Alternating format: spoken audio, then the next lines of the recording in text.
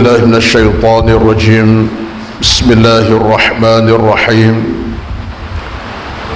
الحمد لله رب العالمين الرحمن الرحيم مالك يوم الدين. إياك نعبد وإياك نستعين. اهدنا الصراط المستقيم صراط الذين أنعمت عليهم غير المغضوب عليهم ولا الضالين. آمين.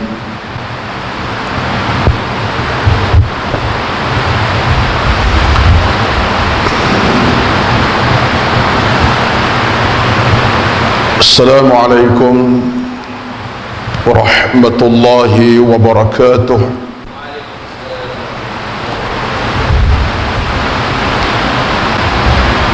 إن الحمد لله نحمده ونستعينه ونستهديه ونستغفره ونعوذ بالله من شرور أنفسنا ومن سيئات أعمالنا. من يهده الله فلا مضل له ومن يضلل فلا هادي له. أشهد أن لا إله إلا الله وحده لا شريك له وأشهد أن محمدا عبده ورسوله. ربنا عليك توكلنا وإليك أنبنا وإليك المصير. بسم الله الذي لا يضر مع اسمه شيء في الأرض ولا في السماء وهو السميع العليم. بسم الله الذي لا يضر مع اسمه شيء في الأرض ولا في السماء وهو السميع العليم.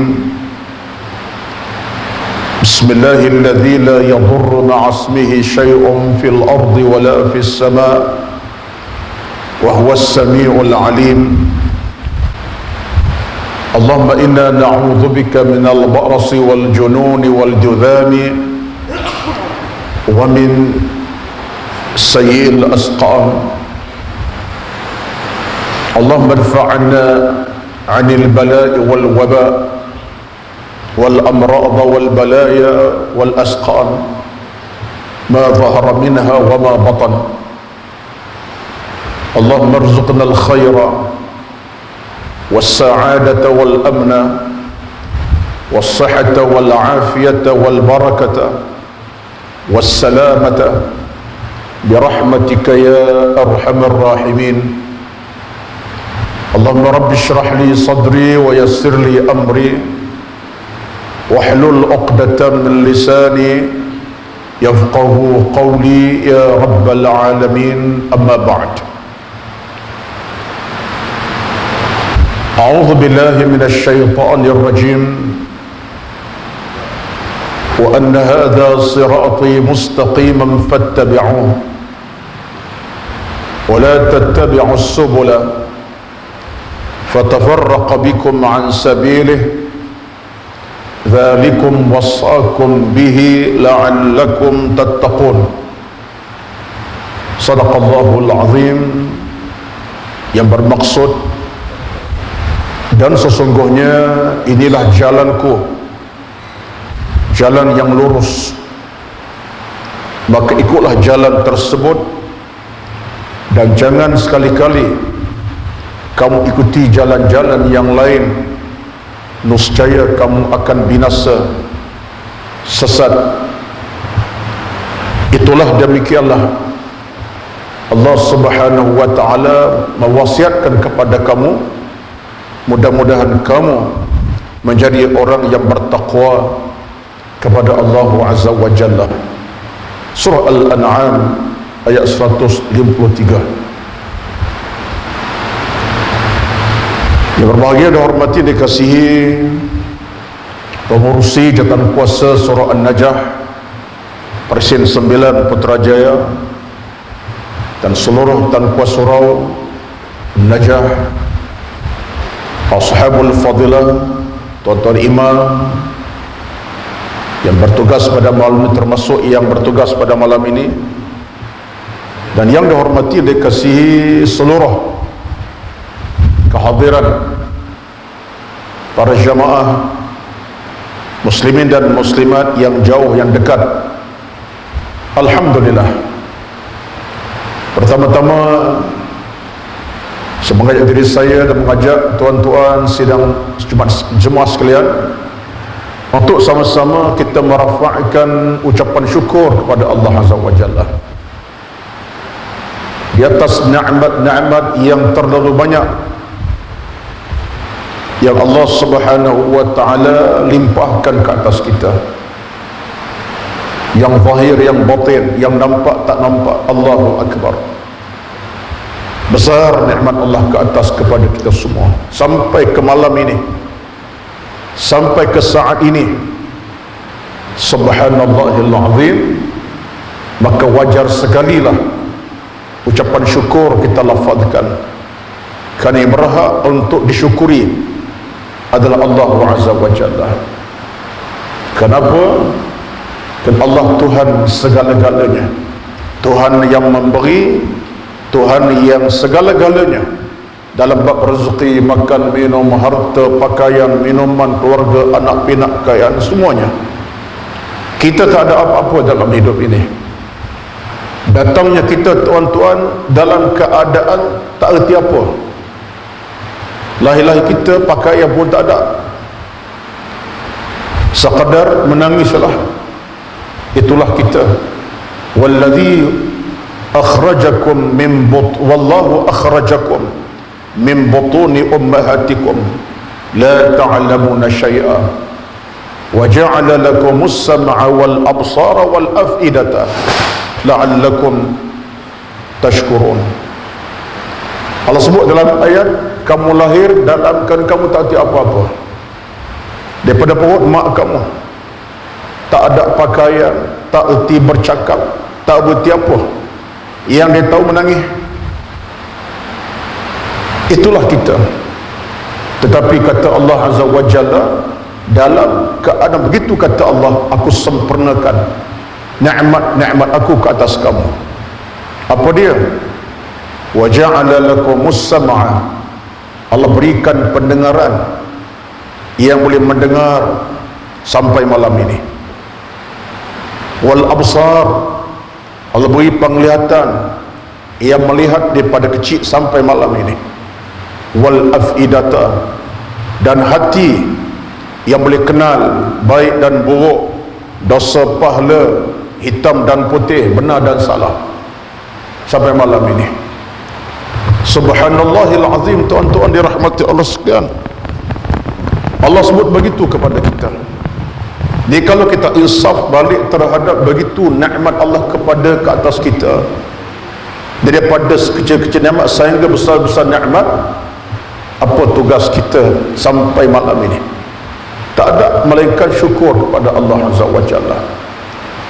Dan syukur kepada Allah, tuan-tuan, kewajipan besar dalam beragama. Dan cara syukur kepada Allah, Allah tak minta lebih.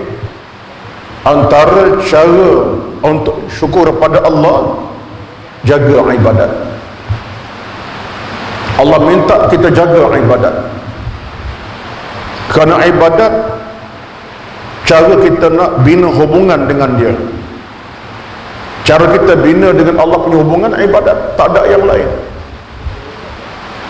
Wa ma khalaqtul jinna wal insa illa liya'budun. Surah Az-Zariyat 57. Ma uridu minhum min rizqin wa ma uridu an yut'imun, kata Allah. Aku minta kamu beribadat saja. Aku tak harap makan minum rezeki kamu, tak harap, kata Allah. Tak apalah, wang kamu hak kamu, duit kamu hak kamu, harta hak kamu belaka. Aku tak harapkan air seteguk, minuman sepinggan, makan aku tak harap, kata Allah Azza wa Jalla.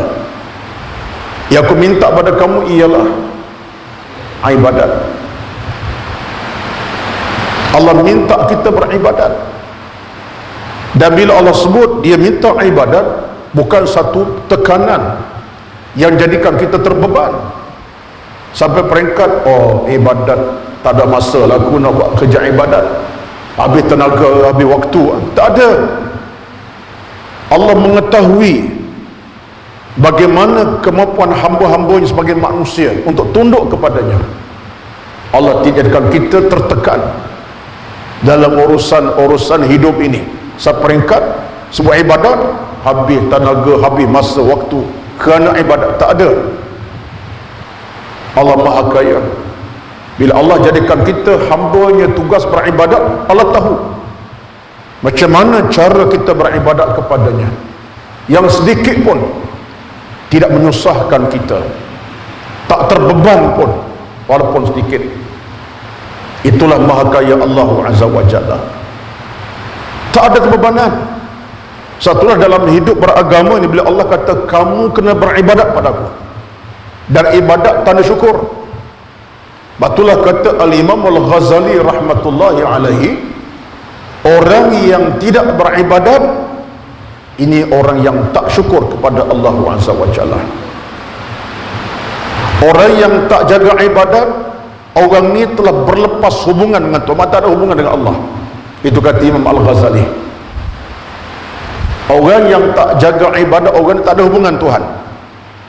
Dia makan, dia minum seolah-olah Tuhan bagi tak reda. Dia boleh makan, boleh minum. Dalam dunia sekarang ini, orang tak sembahyang boleh makan minum. Tu imam tak sembahyang, tidak mengaji, tidak masjid tak mari, oi kaya raya pun setengah-setengah. Lebih mewah pada tu imam lagi ya. Tu imam diimamkan hari setakat tu imam tak. Kadar kemampuan kita, itulah dia harta. Tapi ada hamba Allah manusia yang sembahyang tidak, puasa tidak, jahat memanjang, tapi selesa. Rezeki masuk malam siang, hidupnya penuh dengan segala kebahagiaan, tetapi hakikatnya dia dalam kesempitan. Dia dalam kesempitan, tak luas rezekinya walaupun banyak. Sebab apa? Sebab Allah beri dalam keadaan Allah tak reda. Itu namanya istidraj. Dalam bahasa agama disebut istidraj. Maknanya dia dapat rezeki tapi Allah tak reda. Dia boleh rezeki makan minum harta tapi Allah tak reda. Apa makna? Itu nama istidraj. Wa sanastadrijuhum min haitsu la ya'lamun. Kata Allah dalam satu ayat Al-Quran, dan kami beri kepada mereka, beri segala-gala, tapi aku tak reda. Maknanya kalau benda kita boleh, orang tak reda, tak tenang kita tuan-tuan. Tak payah besarlah contoh, sebagai contoh kecil ya. Contoh kecil Abang Man jumpa saya, ustaz, pinjam pen sekejap, pinjam bolpen. Sebab apa? Nak sign ke nak tulis apa?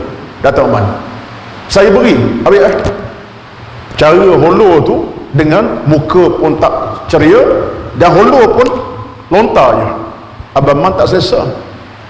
Pasti tak selesa Abang Man. Ustaz holo kat aku, muka tak ceria, lempar begitu je, ambil Kalau saya holo Abang Man sila ambil dengan muka manis, nampak reda, selesa Abang Man.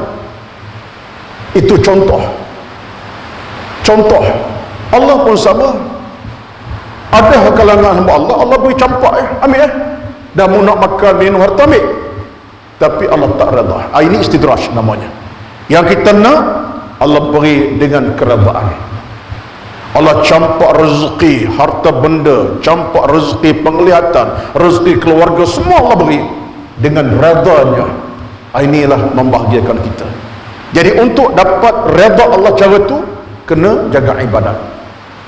Jadi tuan-tuan, dalam bab inilah kata para ulama, kita kena pastikan bahawa kita betul-betul dan benar-benar berada dalam redha Allah Azza wa Jalla. Jadi ini benda penting tuan-tuan.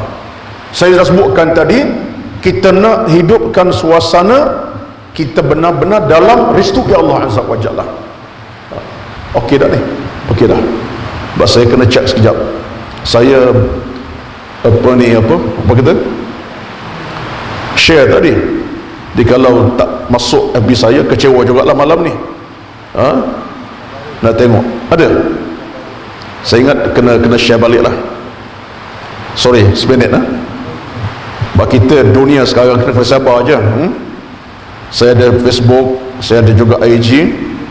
Kita sabar supaya ilmu ni walaupun tak banyak pun sampai kepada rekan taulan sahabat handai saya di luar sana. Alhamdulillah. Baik, nampak dah okey dah. Tuan-tuan puan-puan semua, balik cerita saya tadi. Jadi dalam hubungan kata Allah Azza wa Jalla, aku minta kamu beribadat, tak minta lebih, tak minta rezeki makan, tak ada. Suatulah dalam hubungan kata Al-Imam Al-Ghazali rahmatullahi alaihi, bila Allah perintah kita beribadat kepadanya, dia bukan bebanan, bukan tekanan, bebanan dan satu benda menyusahkan kita. Allah Maha Kaya tuan-tuan. Allah minta kita beribadat yang pulangannya balik kepada kita. Itu yang pelik. Sepatutnya secara hukum akal kita beribadat, sembahyang fardu, wajib, sunat, dengan zikir, tasbih, zakat, haji, pergi ke Mekah, segala buat baik, sepatutnya Allah boleh untung lah. Sepatutnya tak macam tu. Itu logik akal. Seorang anak belajar mengaji sampai berjaya, untung siapa? Mak bapak. Itu norma sebuah kehidupan kita. Saya ada anak, contohnya 5 orang, 5 sungguh, bukan main, 5 sungguh, ya. Yang sulung dah 30, tapi bapaknya nampak macam 25, baik biasalah. Yang bongsu 17, yang dah kerja 3 orang, hidup belajar 2 orang lagi. Saya lah ni. Kalau saya jaga anak, pelihara anak, beri makan minum, pakaian, rezeki macam-macam sampai mengaji, satu hari untung siapa? Saya, ayah dia. Sebab apa? Abang Long, Holo 1000 sebulan contohnya. Contoh ini tak betul, contoh lah, contoh. Jangan pula kata banyak ustaz dapat ni. Contoh, dan anak kerja sebulan dapat 20,000 sebulan. Saya untung lah. Hujung bulan saja anak cash account number. Abang Long bagi 1,000, abang Ngah dah gaji besar 2,000. Arti kalau anak 4-5 kerja sebulan, saya relax, kiri kanan masuk 16,000 sebulan contohnya. Untung saya, sebab kesan anak mengaji pandai, saya jaga mereka, satu hari saya relax. Ke pension sungguh, nak melancong, duit masuk, saya untung. Tapi Allah tak begitu tuan-tuan. Allah tidak harap keuntungan tuan-tuan. Tuan-tuan letih beribadat, buat ibadat, Allah tidak menanti keuntungan kerana hamba-Ku beribadat, aku kaya raya. Tidak begitu. Allah tidak harapkan kita walaupun 1 sen, walaupun setengah inci harta benda kita. Kita beribadat malam, siang, pagi, petang, balik kepada kita semula, tidak kepada Allah walaupun seinci. Sebab apa? Sebab Allah tidak mengharapkan bantuan para hambanya. Allah tidak harap bantuan kita tuan-tuan. Allah Maha Kaya dengan kekayaannya, Allah Maha Agung dengan keagungannya, Allah Esa dengan keesaannya. Qul huwallahu ahad, katakan Muhammad, Allah Tuhan yang Maha Esa, yang Maha Perkasa. Jadi tuan-tuan, tidak kerana kita beribadat Allah makin gagah, tidak kerana kita beribadat malam siang Allah makin gah, tidak. Sebab Allah tak bergantung kepada kita. Ini kena faham. Tapi kita yang untung, kita jaga ibadat, buat ibadat, jaga amal, ya subhanallahil azim, kitalah orang paling beruntung. Semuanya akan balik pada kita semula. Keletihan tuan-tuan kerana beribadat ni, dengar ceramah maghrib, belum maghrib, balik-balik dekat pukul 10 contohnya, ada lagi forum sampai 2 jam. Keletihan tuan-tuan cari ilmu, datang jauh dan dekat, redah hujan panas, letih tuan-tuan bayar zakat dengan duit tuan-tuan kerja, semua ini pulang kepada kita semula. Allah pulangkan dengan apa cara? Allah pulangkan dengan pahala, rahmat dan berkat, redha kepada kita. Allah pulangkan dengan pahala, confirm, rahmat confirm, redha confirm, dan berkat confirm. Allah berikan kita semula. Jadi bermakna Allah tidak harapkan apa pun dari kita. Itu satu bukti yang jelas. Maka kita baca Al-Quran surah Al-Ikhlas. Qul huwallahu ahad, Allahus samad, lam yalid wa lam yulad wa lam yakul lahu kufuwan ahad. Surah Al-Ikhlas. Orang boleh kita dia kata apa? Surah Qul wallah. Itu payah tu. Nah, saya satu hari ada satu program, masa tu program Da'i musim kelima, Da'i musim kelima 207. Jadi kita pergilah seluruh negara buat audition, cari pelajar untuk masuk Da'i musim kelima. Saya murabi tahun tu dengan Ustaz Kazim dan dengan Ustaz Asni Mansur. Dia salah satu tempat di Beledua Kuala Lumpur pergi audition. Duduklah kita dengan dua orang yang lain, pelajar masuk. Dia kenalah beri ceramah. Kita berilah minta tajuk, cakap, baca Quran macam-macam. Saya pun kata, boleh baca Quran dengan betul, dengan baik? Boleh Ustaz. Beres, dia kata. Beres, bagus lah. Boleh teranum sikit-sikit, tak apa dah. Boleh. Baca surah Al-Ikhlas. Saya kata tak minta surah Yasin, Al-Ikhlas je. Baca surah Ikhlas. Dia tengok muka saya, surah Ikhlas mana ada? Mana ada surah Ikhlas? Saya kata ada Al-Ikhlas, surah Al-Ikhlas ada. Tak ada, ustaz silap ni, ustaz silap. Saya kata ada Al-Ikhlas, surah Ikhlas. Ustaz silap ni, tak apalah. Saya baca boleh tak? Ustaz baca lah. Qul bismillahirrahmanirrahim. Qul huwallahu ahad. Allah. Dia kata, itu surah Qul huwallahu Ustaz. Ni payah ni. Dia rasa dia betul juga. Akhirnya, itu surah Qul huwallahu. Saya kata, buka Quran tengok Al-Ikhlas. Termenung dia. Tapi akhirnya, gagal lah. Lawan kita gagal terus. Contoh lah, ini live kan ni, cerita lama lah ni, saya tak sebut kawasan mana. Jadi orang kita kadang-kadang dia pegang ayat tu, ya, sama juga dengan surah apa ni, Tabbat yada Abi Lahab. Surah Tabbat yada, surah tu surah Al-Masad pun cerita juga, tempat lain pula surah Al-Masad.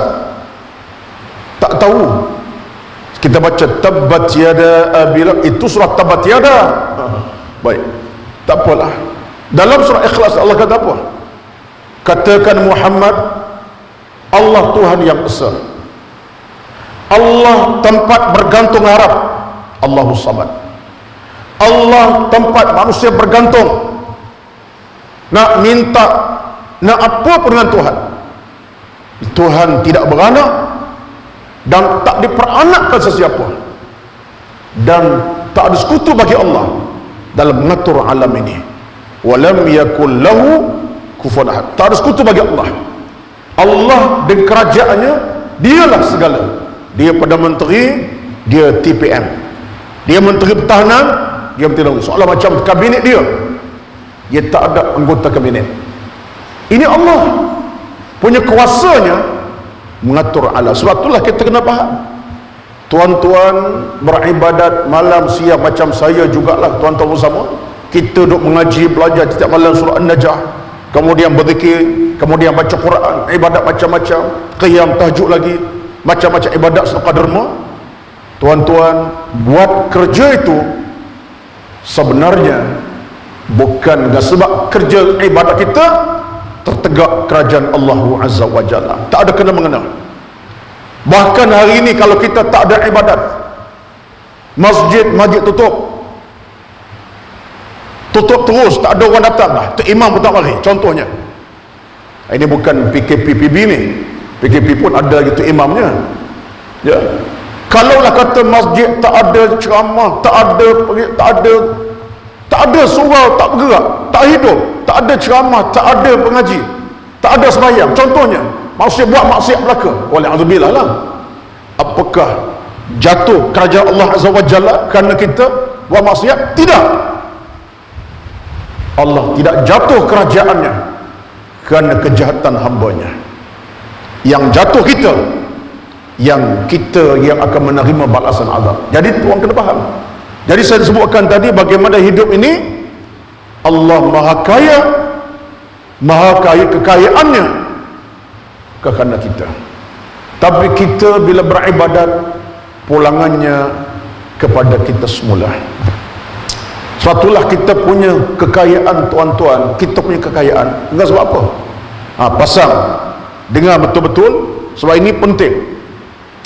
Saya rasa para campur sebut, saya ulang baliklah dalam bahasa saya pada malam ini.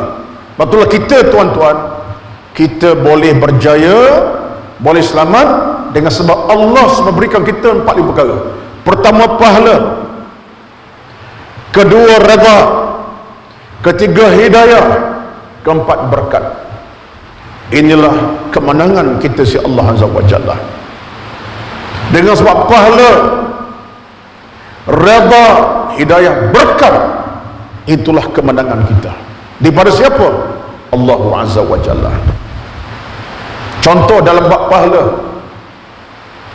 Dalam bab pahala saja.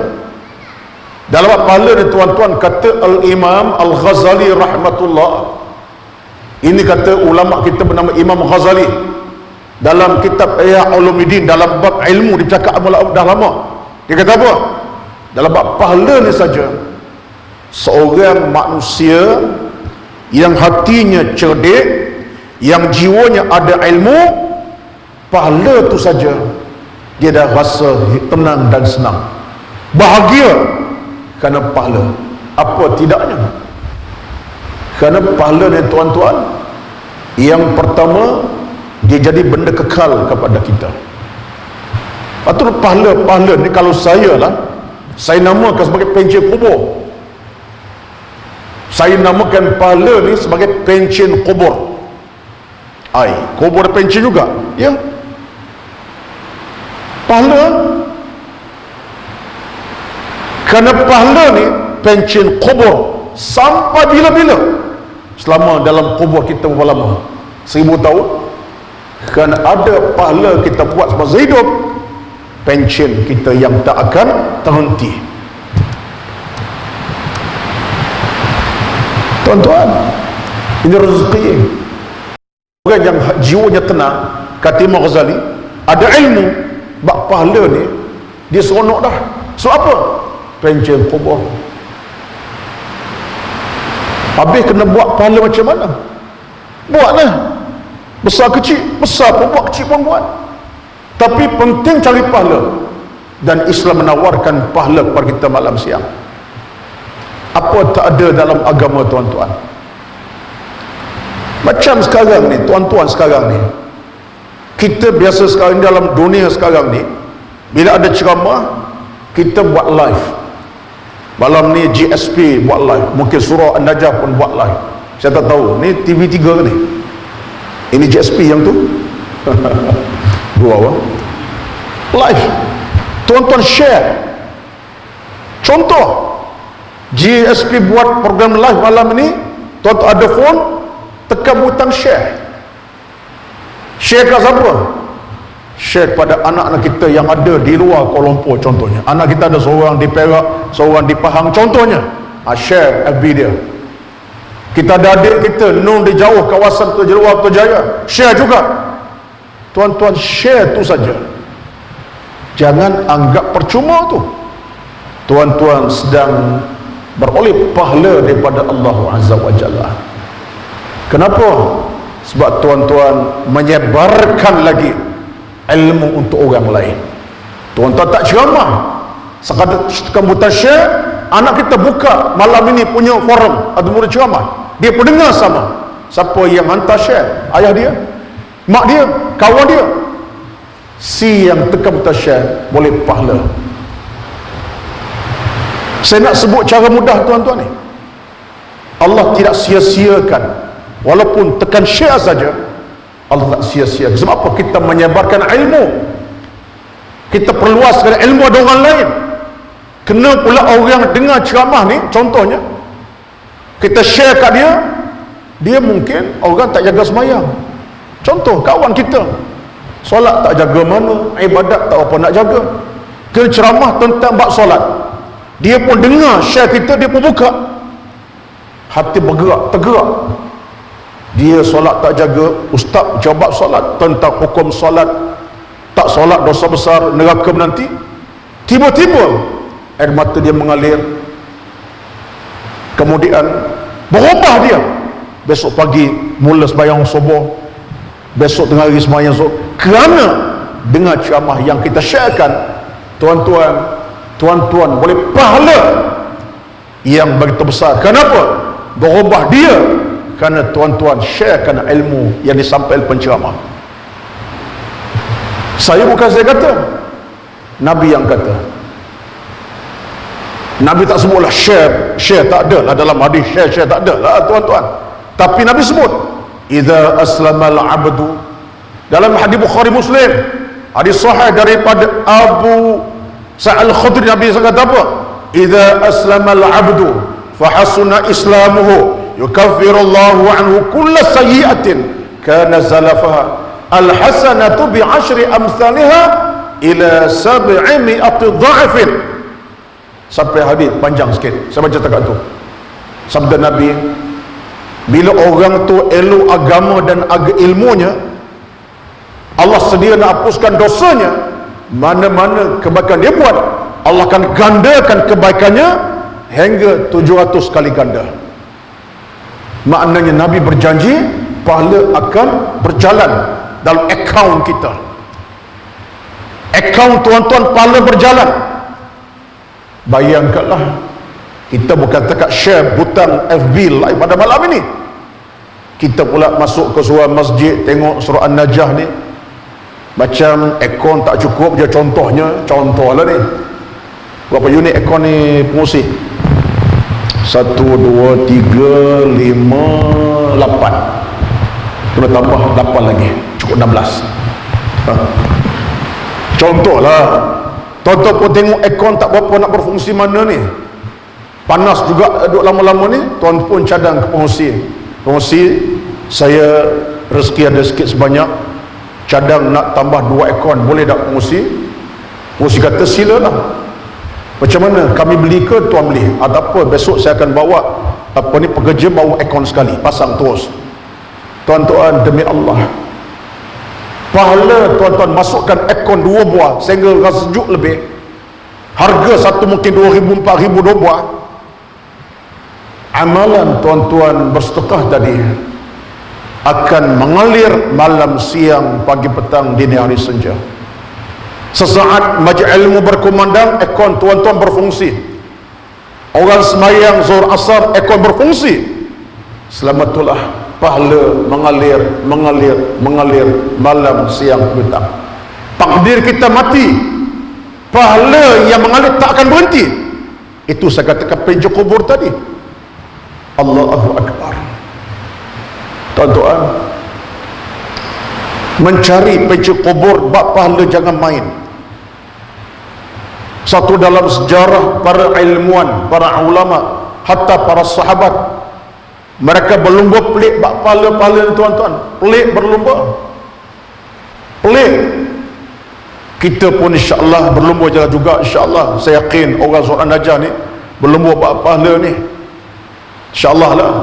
Tapi para sahabat berlumba. Satu peristiwa saya pernah sebut banyak tempat, ulang malam ni. Ingat dah lama tak sebut cerita ni. Biasa zaman Nabi SAW, kalau ada peperangan diisytiharkan, Nabi umumkan untuk dapat bantuan daripada para sahabat dengan pelbagai cara. Sahabat yang ada baju besi, holo baju besi. Sahabat yang ada kuda perang gagah, holo kuda perang. Sahabat yang ada buah-buah tamar yang masak ranum, holo buah ranum. Sebab apa? Masih menyumbang. untuk pergi perang, persiapannya. Sahabat yang ada pedang-pedang yang tajam, yang hebat, mereka beri pedang walaupun 5-6 bilah. Semua berlomba. Yang ni baju besi, yang ni dinar emas, yang ni dengan pedang, yang ni kuda, macam-macam. Semuanya berlomba. Sehingga di kalangan sahabat bukan semua kaya raya. Ada orang yang miskin. Macam-macam kita jugalah. Bukan semuanya mampu nak dermakan aircon yang harga 1,000-2,000. Bukan semua mampu nak dermakan mungkin apa ni meja yang harga sampai 2-3 ribu ini. Ada 2,000 je ada.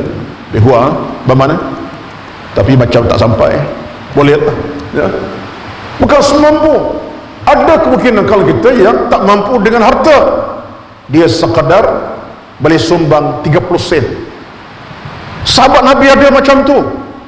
Seramai sahabat yang berlumba tadi, ada seorang sahabat Nabi yang memang miskin, tapi nak pahala, nak menyumbang.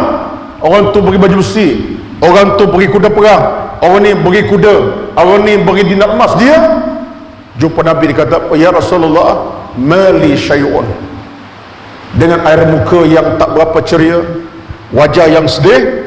Ya Rasulullah, aku ni tak ada apa-apa. Mali syai'un, aku tak ada apa ya Rasulullah. Lalu dia pun sebut sahabat tu derma sekian-sekian, sahabat ni pula infak sekian-sekian, yang ni pula aku tak ada apa-apa. Baju dipakai ni pun tak berganti, nak makan pun bukan senang, tak ada kebun, tak ada apa, harap orang beri. Azal teruskan. Jadi kata sahabat tadi, Rasulullah, aku tak ada apa-apa. Air matanya mula jatuh bercucuran sebab rasa sedih tu ada. Tapi Nabi ni cerdik, Nabi ni insan yang paling hebat, Nabi insan yang paling mulia akhlak dan peribadi baginda. Nabi tak kata padan muka. Kalau kita padan muka kamu tak ada pahala. Tapi Nabi insan yang hebat. Nabi baca suasana itu, Nabi kata, kamu ada sesuatu dalam hidup, kamu ada sesuatu. Sahabat tadi kata, Rasul, aku tak ada apa, duit tak ada, tak ada harta, baju ni pun tak bertukar ni. Ada, Nabi kata. Dalam senyuman Nabi, Nabi kata ada. Maknanya sampai tahap benda terlebih sebut ada, boleh kamu sumbang. Kata Nabi, kamu ada sesuatu.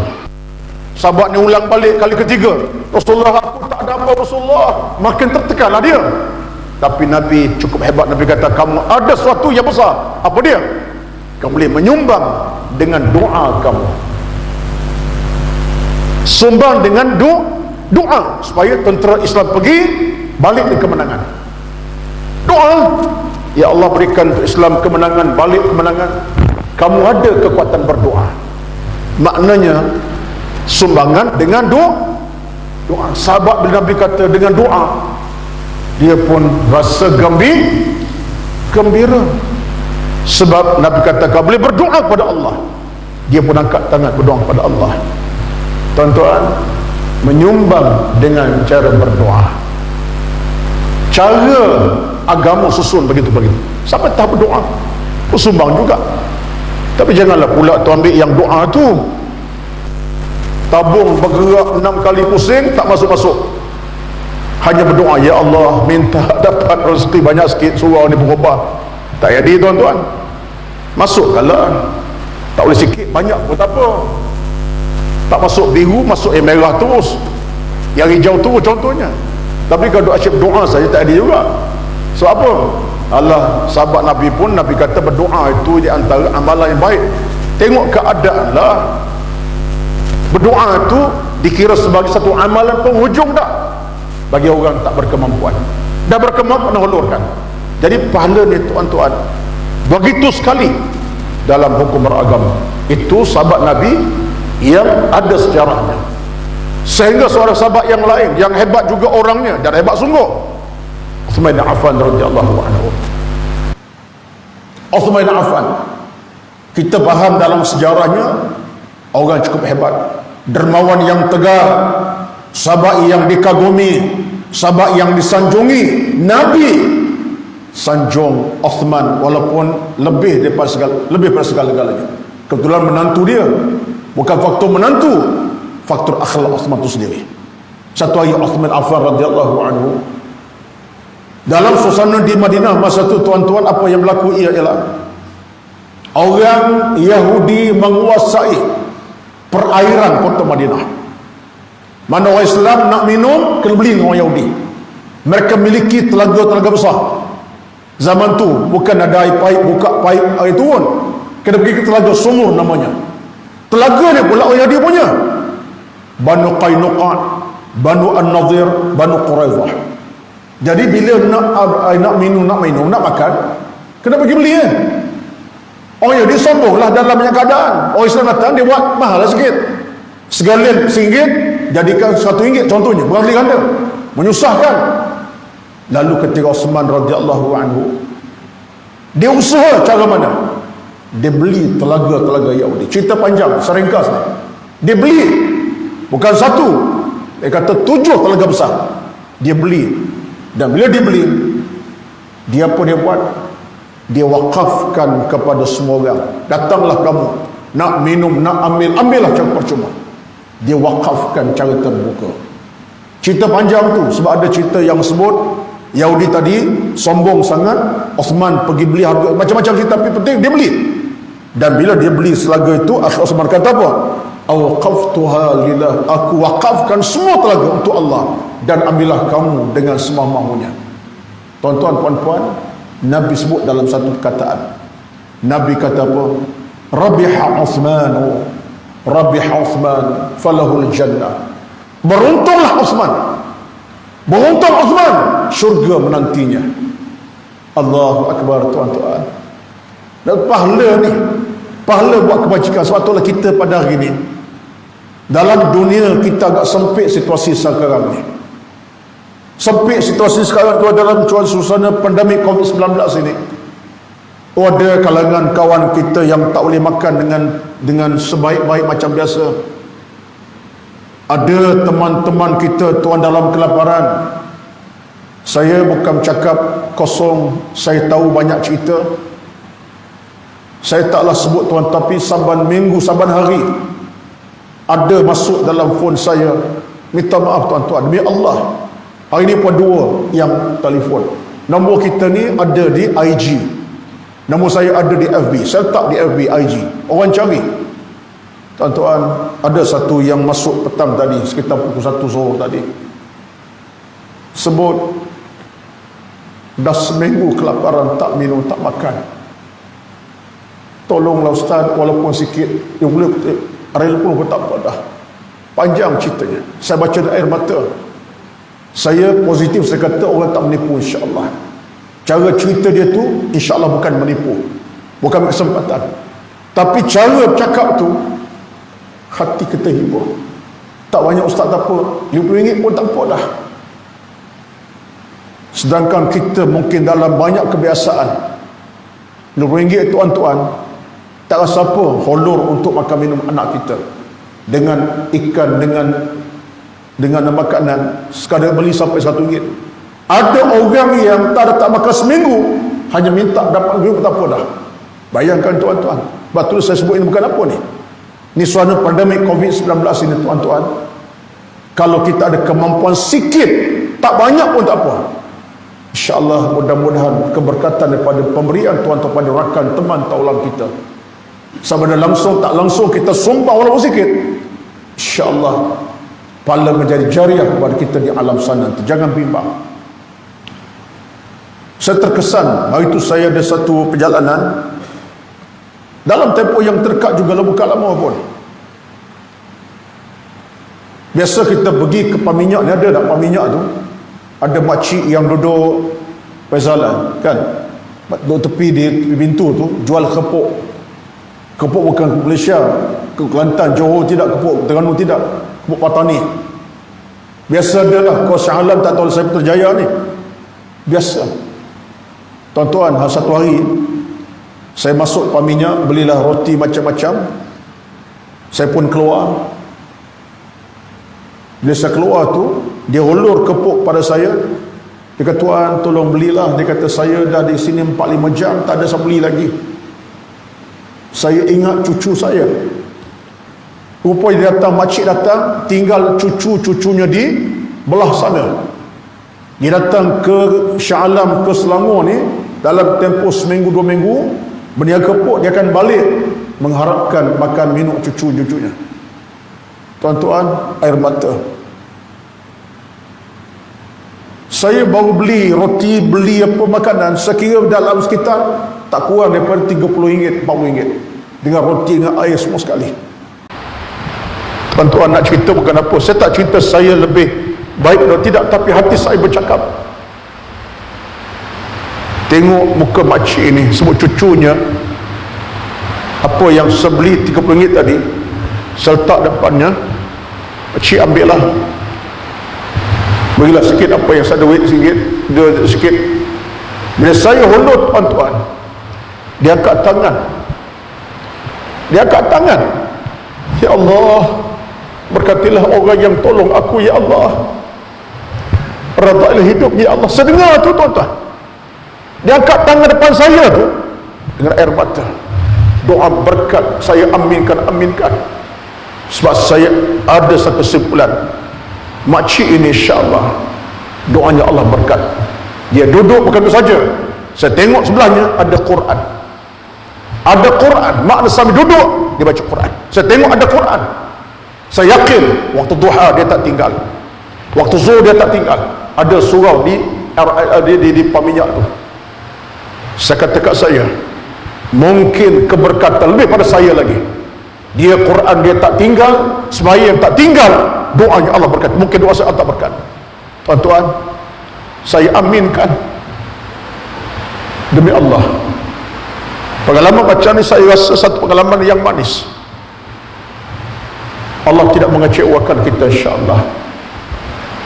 Kita gembirakan orang lain, tuan-tuan, kerana Allah gembirakan kita. Sebab Nabi bersabda, apa kata Nabi sallallahu alaihi wasallam, sesiapa yang memudahkan orang lain, Allah permudahkan kita di hari akhirat nanti. Siapa tak nak, tuan-tuan? Siapa tak nak? Kita nak ni. Siapa permudahkan urusan orang di dunia, Allah permudah urusan kita di akhirat nanti. Sebab kita ni belum tahu lagi macam mana kita punya perjalanan di hari akhirat nanti.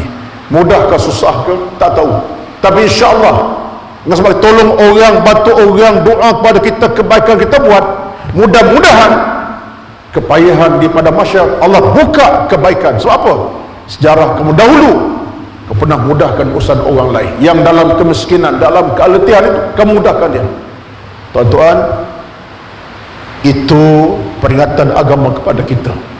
Saya boleh sebut tuan-tuan cerita pun ni sebab saya nak ajak tuan-tuan semua biar kita faham, tahu dan yakin agama ni bukan susah.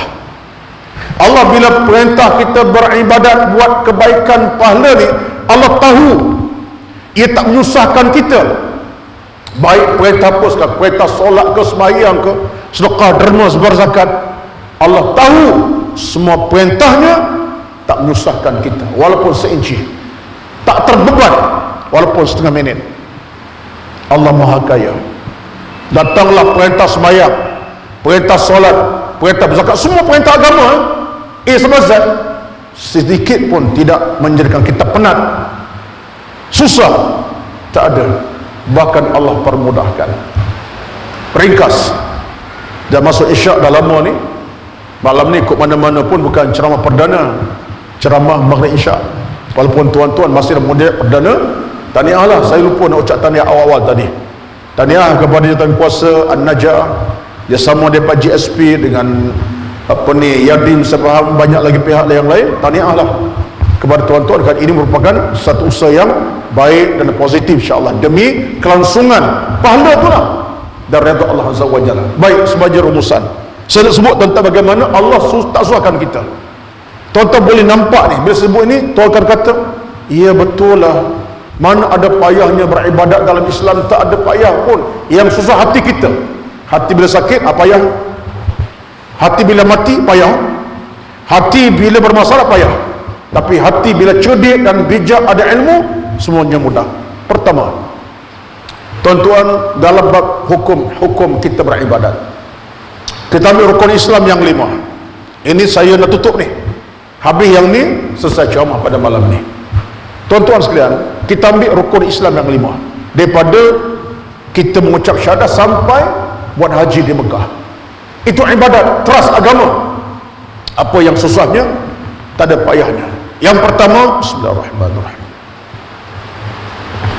bab syahadah selesailah, mudah. Kedua, bab sembahyang. Sembahyang itu rukun Islam yang kedua. Tiang agama solat. Inna salat kanat 'alal mu'minina kitaban mawquta. Sembahyang wajib bagi orang Islam tiap waktu. Baik, siapa kata sembahyang susah? Rumusan mudah saya, sembahyang paling mudah dan paling senang. 5 waktu saya semalam. Kita tak bincanglah sembahyang duha, qiyam, kita ambil yang fardu dulu, yang sunat-sunat kemudian. Yang fardu 5 waktu wajib ni, tak buat dosa besar ni, apa susahnya? Allah beri pada kita 5 waktu saya semalam. 5 waktu bermula subuh, zuhur, asar, maghrib, isya. Subuh kembali, kalau satu waktu 10 minit, daripada angkat takbir bagi saya 10 minit, 5 waktu baru 50 minit. Pusingan jam malam siang 24 jam.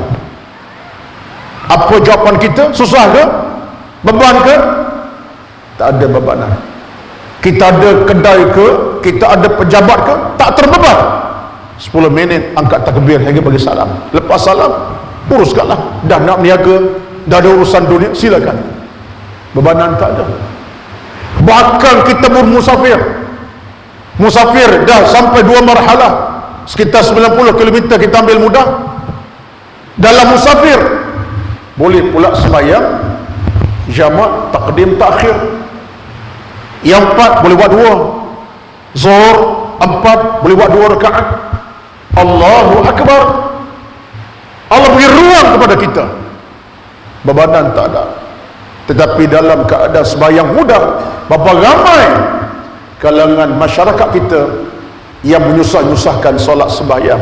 Air tak dan, air tak sempat. Air lah orang Putrajaya, air lah kan, air tak dan, banyak kerja, air ada meeting, air ada klien, air banyak urusan, tak dan zuhur ni. Allahu Akbar, subhanallahil azim. Akhirnya sembahyang 5 waktu, tak ada waktu dah.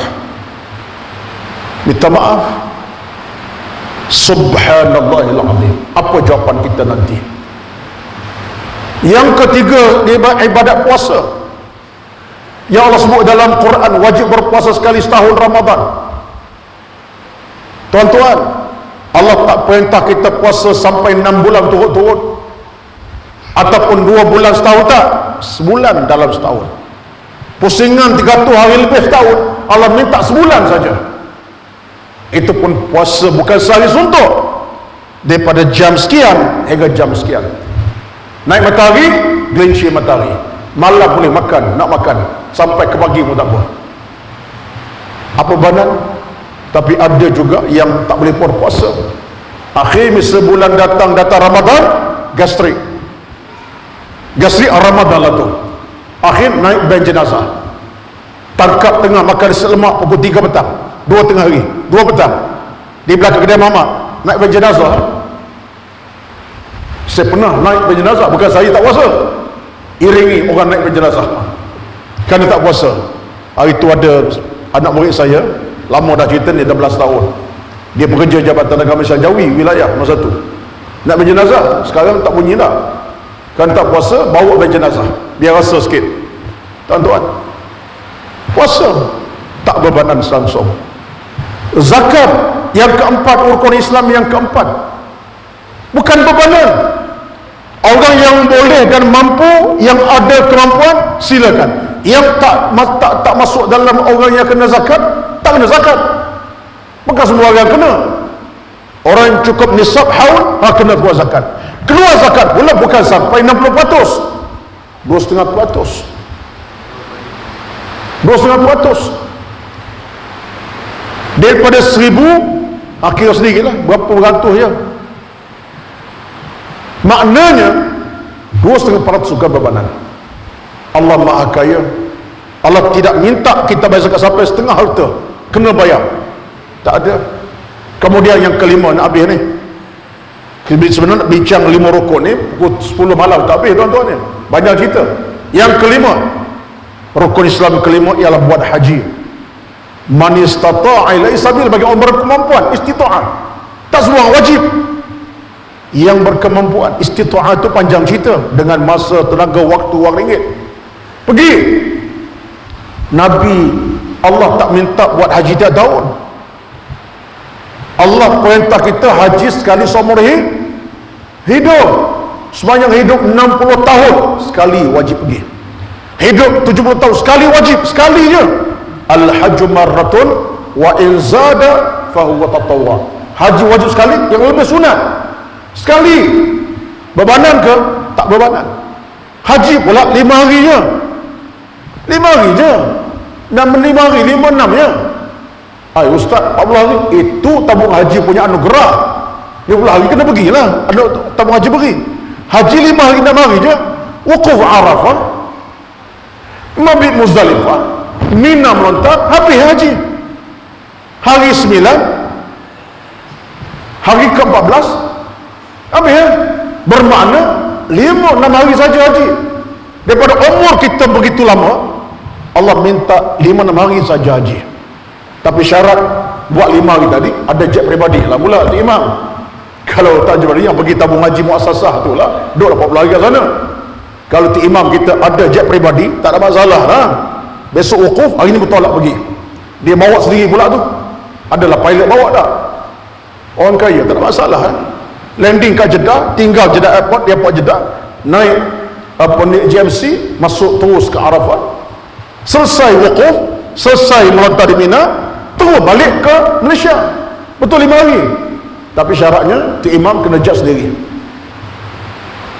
Mudah, tidak bebanan. Jadi Allah tuan-tuan bila perintahkan ibadat, semuanya mudah. Yang susahnya kerana hati kita yang sakit, jiwa yang dah parah ni, hati yang sudah hitam pekat. Ini susah kita. Bila hati dah hitam pekat, jiwa sakit, ilmu tak masuk di dada, semua payah belaka.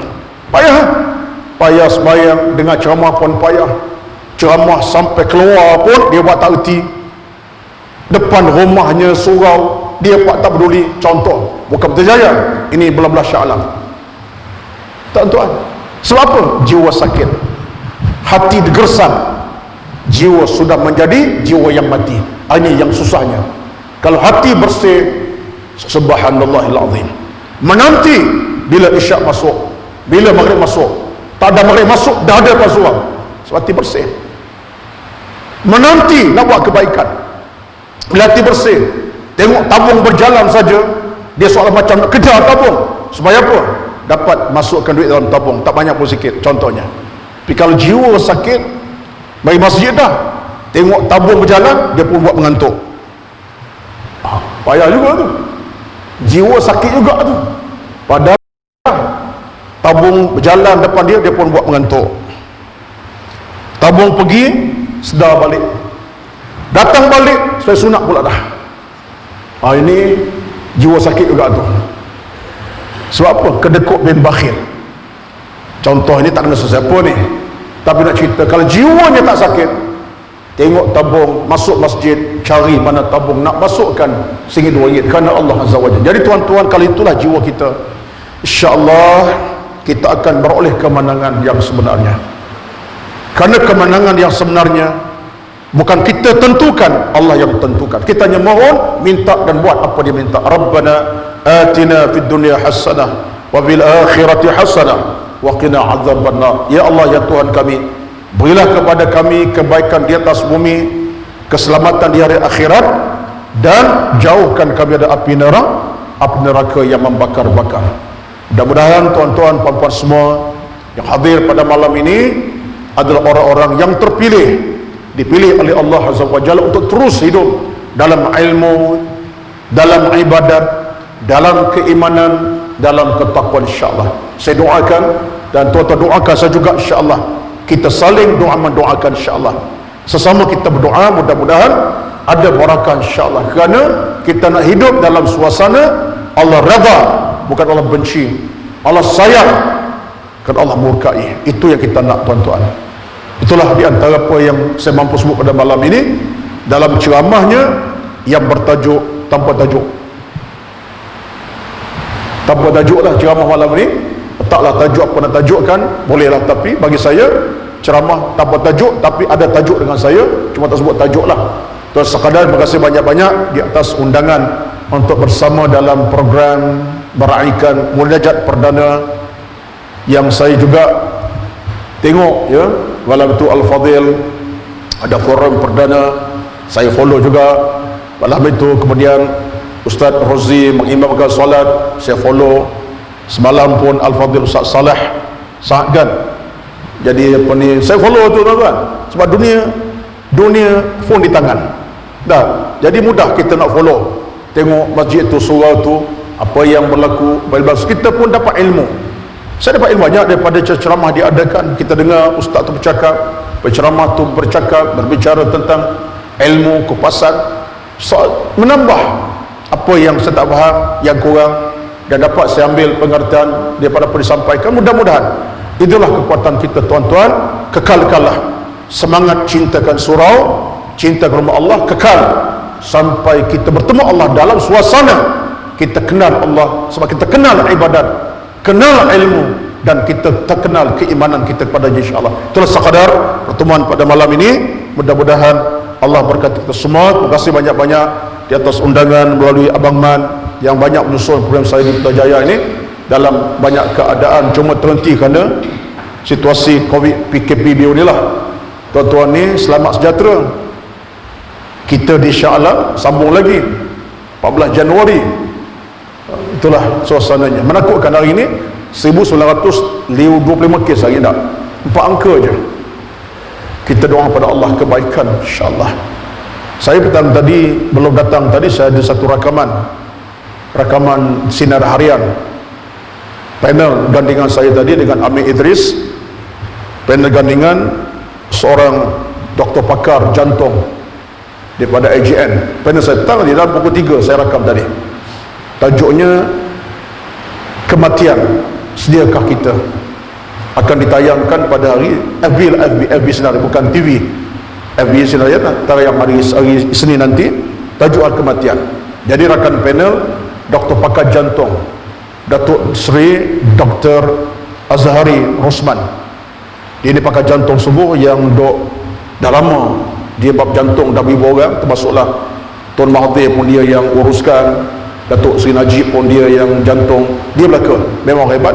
Saya tanya bisik lepas tu, agak-agak Datuk suasana sebagai orang perubatan lah, pandemik Covid-19 ni bila nak selesai. Dia kata kat saya, dia kata apa, 2 tahun tak selesai ni, 2 tahun tak selesai. Wording dia 2 tahun tak selesai. Jadi kita face mask lah, kita 2 tahun berjarak lah, tak, wallahualam. Tapi kita dengan Allah tak putus permintaan. Jadi ujian besar, ujian mencabar kita, tuan-tuan, mencabar kita. Pada Allah kita berserah, Allah kita merintih, pada Allah kita bermohon, kerana segala-galanya Allah yang berkuasa. Dia boleh tarik malam juga penyakit, dia juga boleh kekal ke penyakit. Allah tempat kita berteduh, mohon segala-galanya. Penting SOP, jaga. Doa jangan putus, rintihan jangan putus, itu yang utama. Wallahu alam. A'udzubillahi minasyaitonir rajim. Bismillahirrahmanirrahim. Alhamdulillahi rabbil alamin. Wassalatu wassalamu ala sayyidina Muhammad wa ala alihi wa sahbihi ajma'in. Allahumma inna nas'aluka ridha'aka wal jannah wa na'udzu bika min sakhatika wan nar. Allahumma innaka 'afuwun karimun tuhibbul 'afwa fa'fu 'anna. Rabbana zalamna anfusana wa in lam taghfir lana wa tarhamna lanakunanna minal khasirin. Rabbana atina fid dunya hasanah wa fil akhirati hasanah wa qina 'adzaban nar. Sallallahu ala sayyidina Muhammad wa ala alihi wa sahbihi ajma'in. walhamdulillahi rabbil alamin. Taqabbalallahu minkum, taqabbal ya karim. Assalamualaikum warahmatullahi wabarakatuh.